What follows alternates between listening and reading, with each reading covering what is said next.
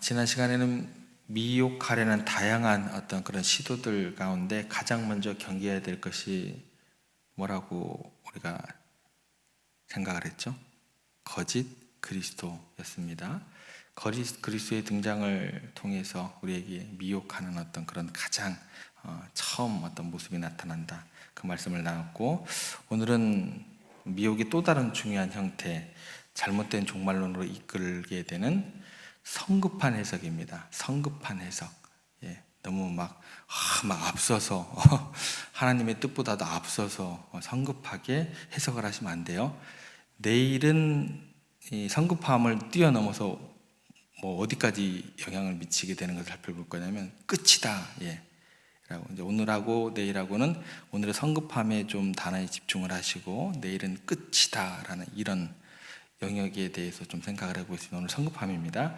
미혹의 시대를 살아가는 지혜를 성급한 해석에서 우리가 어떤 것을 바로잡아야 되나, 그래야지 미혹에 넘어지지 않나 라는 것을 우리가 함께 생각해 보고자 합니다. 예수님께서 예루살렘 성전의 그 파괴를 예언하셨을 때 제자들은 큰 충격에 빠지게 됩니다. 그들이 이제 성전은 하나님의 성전의 형전이 하나님의 영광이 머무는 그런 거룩한 장소이자 이스라엘 민족의 신앙과 정체성의 그 중심지였기 때문이었습니다. 그래서 제자들이 이 예수님의 말씀을 듣고 성전이 파괴되는 것이 곧 세상의 종말이다라는 그런 징조로 생각하게 되고 불안해하게 됩니다. 이제 성급하게 이제 막 앞으로 더 나아가게 되는 거죠. 그런데 예수님께서 이후에 이제 말씀을 통해서 보면 예루살렘의 성전 파괴하고 세상의 최종적인 종말 사이는 우리가 생각하는 것처럼 그렇게 간단하게 바로 연결되는 게 아니고 어떠한 것들이 막 일어나고 또 어떠한 것들이 전해져야지 이루어진다라는 것, 이제 우리가 다음에 살펴보겠지만 그런 어떤 중간 것들이 다 있다라고 분명히 말씀을 하십니다. 그러니까 성전이 파괴되는 것이 곧바로 세상의 끝을 의미하는 것이 아니다라는 거예요. 성전의 파괴라는 것은요, 심판의 한 형태였다라는 것입니다. 그러니까 이스라엘 민족에게 주어진 특별한 성전을 통해서 주어졌던 그 언약의 관계의 그 종말이에요. 그러니까 솔로몬 성전에서 기도하면 내가 너희의 기도를 들어주겠고, 그 내용 있죠.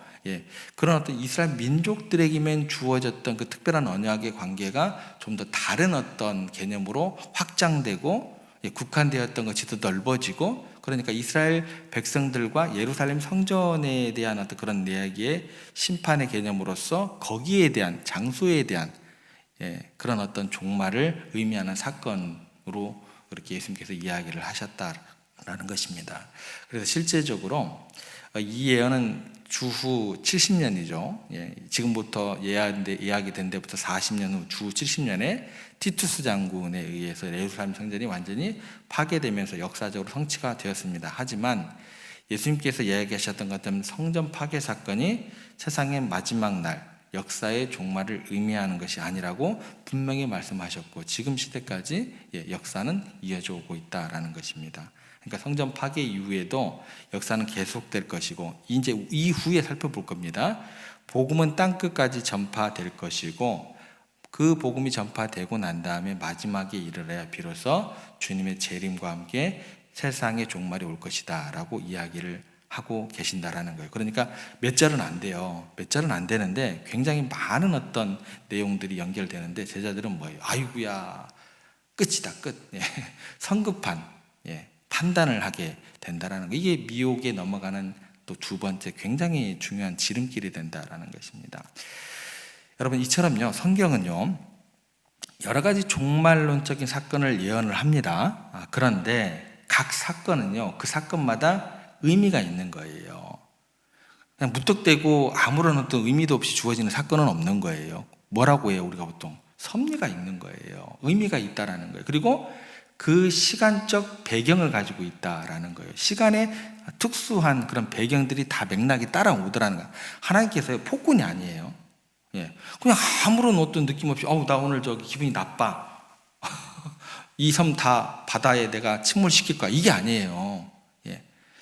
시간에 대한 어떤 그런 것들, 배경을 가지고 있고 모든 사건마다 의미가 부여되어 있다라는 것입니다. 그래서 우리가요 어떤 위기나 재난을 겪을 때 성급하게 그것을 이거 마지막 때의 징조로 단정을 하면 안 된다라는 거예요. 근데 그러기 쉽다라는 거예요. 예수님의 말씀을 기억하면서 좀 더 신중하게 분별력 있는 태도로 우리가 접근을 해야 된다라는 것입니다. 성전 파괴는 분명 고통스러운 거예요. 또 의미심장한 사건은 맞습니다. 그랬지만 그것이 곧 세상의 종말이 아니었던 것처럼 여러분들이 오늘날 겪게 되는 어려움 역시 마지막 때의 어떤 그 과정일 수도 있겠지만 섣부른 단정은 오히려 불필요한 혼란과 두려움만 야기할 수 있다는 것을 기억하시기 바랍니다. 한 가지 예를 들어볼까요? 여러분들 여러분들이 기다려주신 하나님에 대해서 여러분들이 성급하게 기다리지 않아 버리면 어떤 일이 벌어질까요? 기다려주신 하나님을 경험하지 않고서는요, 예수님을 믿는 사람이 없습니다. 쉽지가 않아요. 신앙이 좋은 집사님이 한 분 계셨습니다. 이 집사님 부부는 두 분 다 교회를 잘 다녀요. 근데 이제 그분에게 가장 가까운 친구야, 또 고등학교 동창이에요. 그 고등학교 동창은 교회를 안 다녀요. 근데 그 동창의 아내 재수 씨는 교회를 또 잘 다녀요. 그런데 이제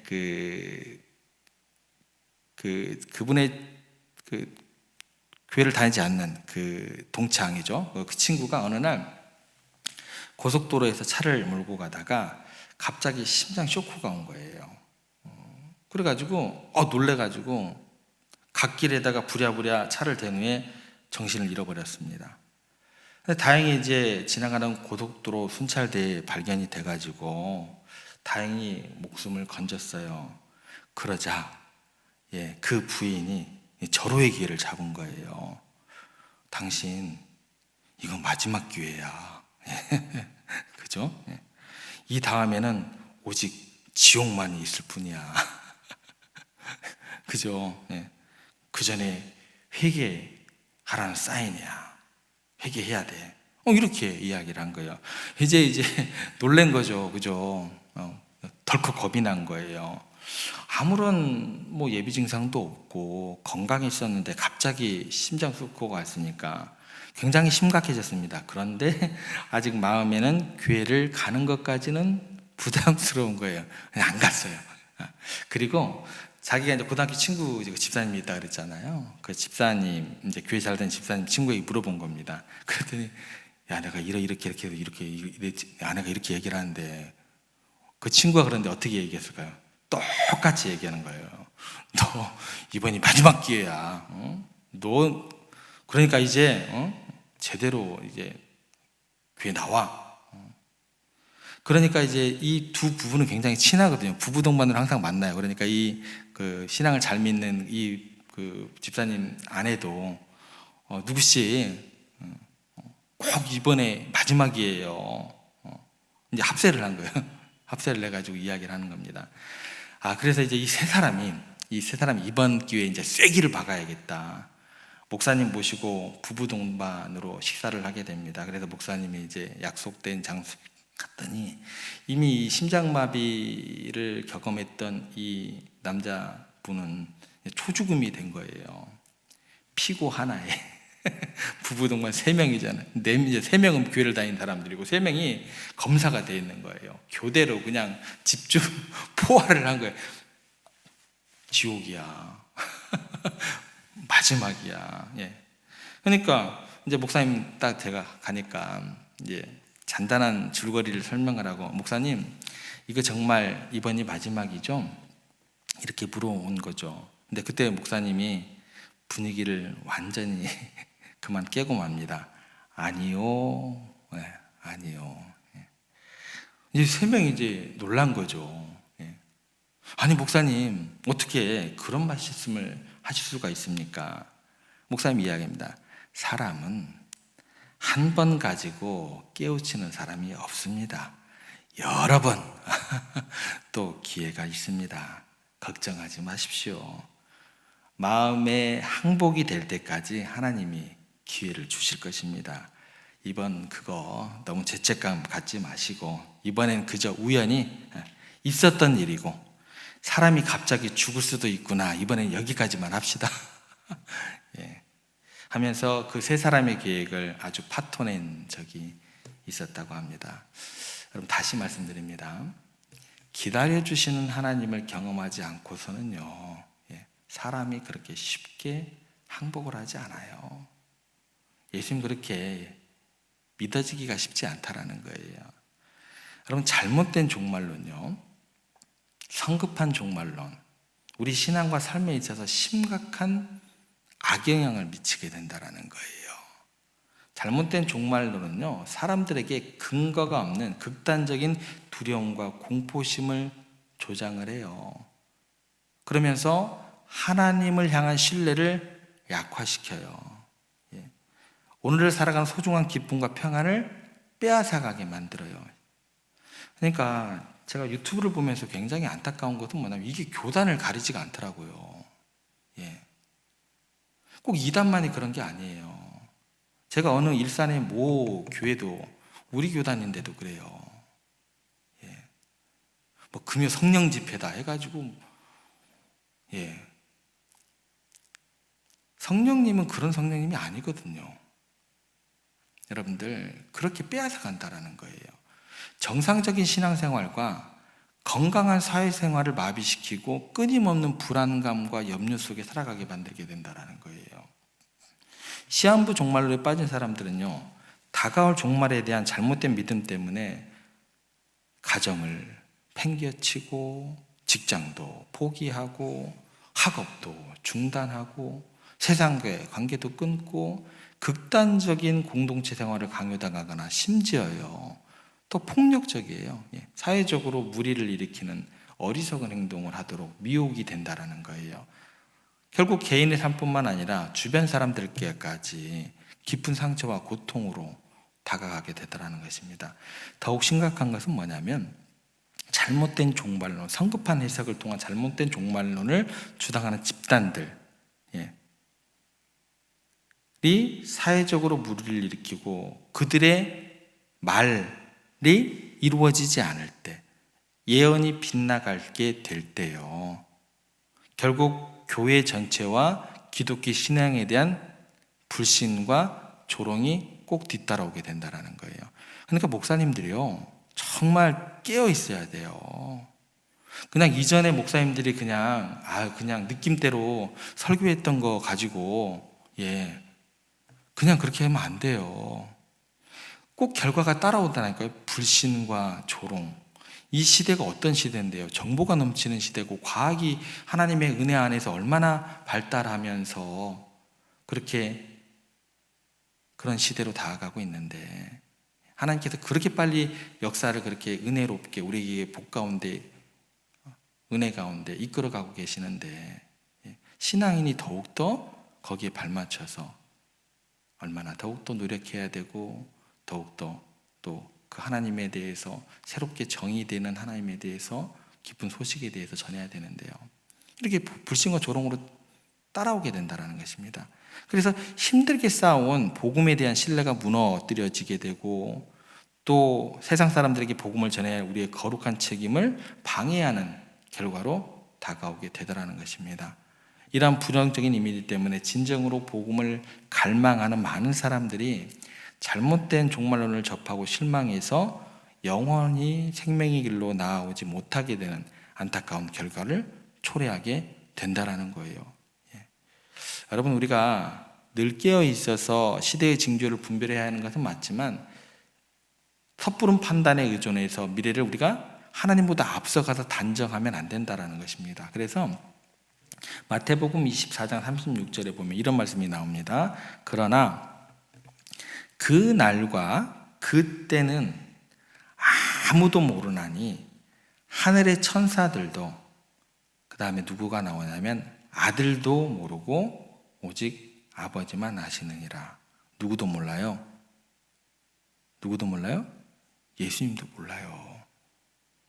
예수님도 모른다고 얘기를 했는데 감히 피조물이, 감히 목사가 그걸 어찌 알아요? 종말의 시기와 방법은 오직 하나님의 주권의 영역입니다.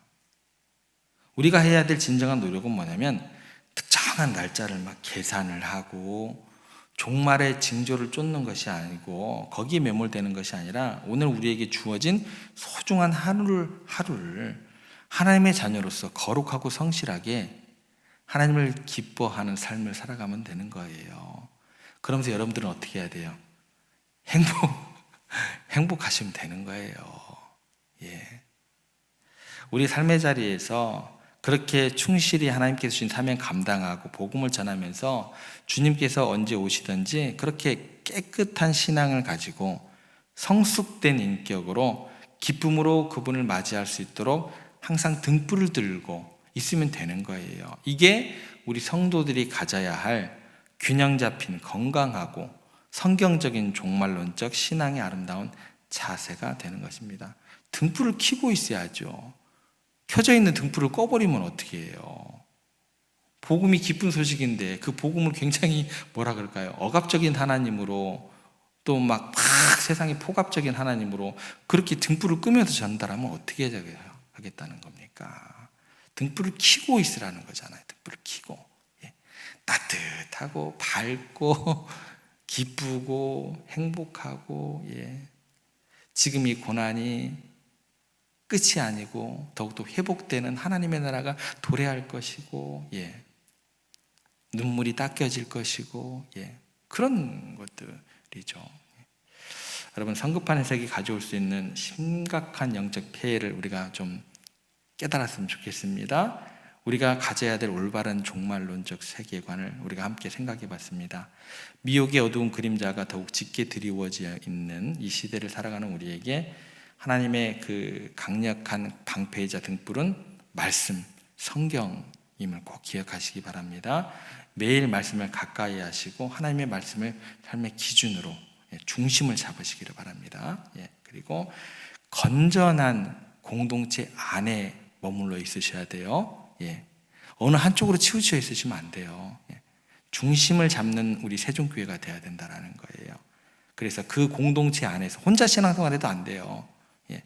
미혹되기 굉장히 쉽습니다. 건전한 공동체 안에서 말씀을 배우고 교제하면서 내가 낙심하고 그럴 때 서로 위로해주고 격려해주고 그렇게 이렇게 세워주는 그런 공동체를 만들어 가셔야 돼요. 그리고 분별력을 가지고 아무런 거나 막 유튜브에서 막 취하지 마시고 카톡에 링크에 오시는 그 이상한 것들 영상 보지 마시고 문제가 심각합니다. 카톡으로 링크 따라 들어오는 거요. 거짓 영상들이요. 보지 마세요. 절대로 보지 마세요. 우리 세종교회는. 링크 따라 들어오는 것. 정보를 취사 선택할 수 있으셔야 돼요. 그런 분별력을 가지고 있으셔야 됩니다. 검증되지 않은 주장에 흔들리면 안 돼요. 그러할 때에 우리는 어떤 미혹에도 흔들리지 않고 마지막 날 우리가 주님 앞에 섰을 때 잘하였도다 착하고 충성된 동안 그런 칭찬과 함께 영원한 하나님의 나라에 복을 누리게 될 줄 믿습니다. 오늘 주신 말씀 꼭 기억하시고 미혹을 이기는 지혜, 오늘은 뭐라 그랬죠? 성급한 그런 어떤 판단, 그런 것들을 멀리 하시고 그렇게 주님께서 기뻐하시고 복된 오늘 하루의 삶을 살아가시는 여러분들 되시기를 주님의 이름으로 축복합니다.